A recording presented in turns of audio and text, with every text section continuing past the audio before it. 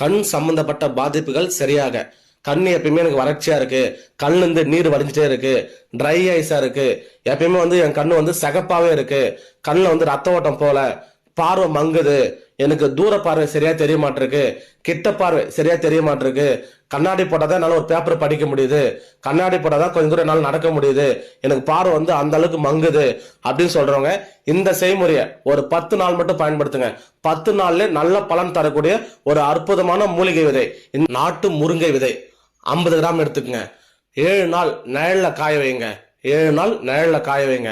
நிழல்ல காய வச்சு அது நல்லா அம்மிலையோ இல்ல மிக்சிலையோ போட்டு நல்லா மைய அரைச்சிடுங்க. மைய அரைச்சிட்டு தினமும் இரவு சாப்பாடு சாப்பிட்டு 1 மணி நேரம் கழிச்சு 1 டம்ளர் சூடான பால்ல 1 டீஸ்பூன் பவுடர் கலந்து உள்ளுக்கு குடிங்க. 10 நாள் நீங்க குடிக்கும் போதே தூர பார்வை, கிட்ட பார்வை, கண் சம்பந்தப்பட்ட பாதிப்புகள், நம்ம கண் வறட்சியா இருக்கு, கண் மங்கலா இருக்கு, எல்லாமே சரியா